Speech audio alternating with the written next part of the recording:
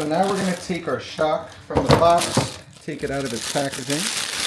There's already some pre-assembly done on here. The bottom shock mount, as you can see, has little rounded edges. Goes perfectly into this little slot here. And then we also have the top shock hardware with all the bushings and pieces on it as well. We're going to start by mounting the bottom. And then we're going to mount the top. There's adjustment that can be made on the shock. You can unscroll the whole shock here to make it reach your desired height. This is where things get interesting. So to put the shock on, you have to unassemble and reassemble that bottom mount a little bit. I pre-assembled it for people. This way they can kind of see how it goes. Okay. There's some special hardware going on in this bottom mount that makes it real easy to put together. Nothing's real tight. Everything can be undone by hand. To assemble the bottom half, we're going to have to take off the hardware. And we want to take note when we take this apart that the orientation of the hardware.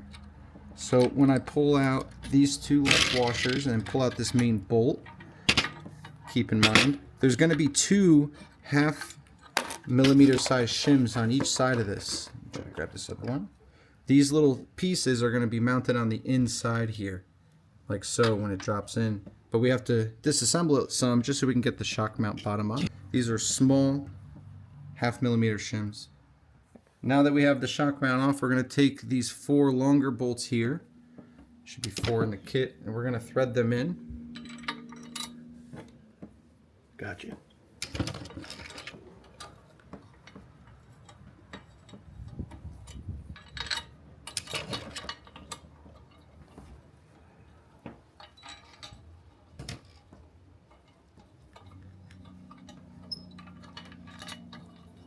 I want to make sure this plate's slid all the way back and secured in there. We're going to tighten this down, some thread locker, full tight. The shock orientation best installs this way. I'm going to have my buddy Norm here help me. So we're going to take these shims. We're first going to have him poke the bolt through and catch the first shim and barely come through. Now I'm going to light this up in here. Ooh, come back a little bit. Perfect. So now this is the trick here. Let me see this shim here, guys. Yep. So this is the small shim. So Norm, move your fingers for a sec. You've got your bare bolt going through here. One shim on this side, one shim on this side. Yep.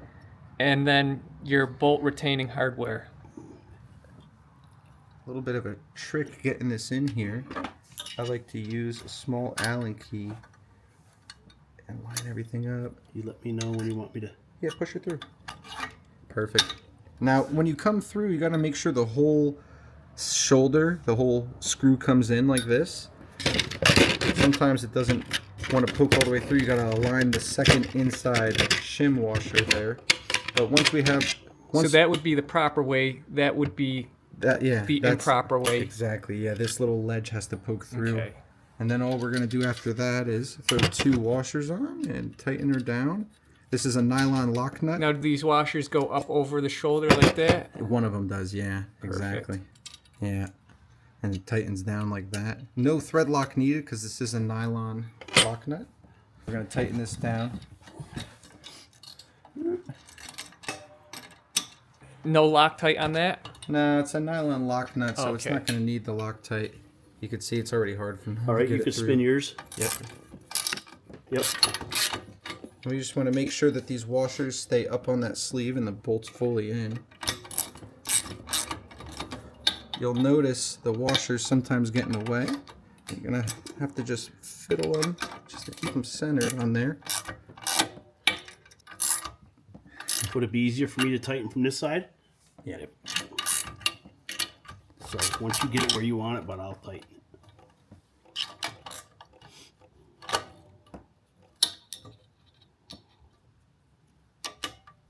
All you. Still good? Yep. That's good. Okay. Yep.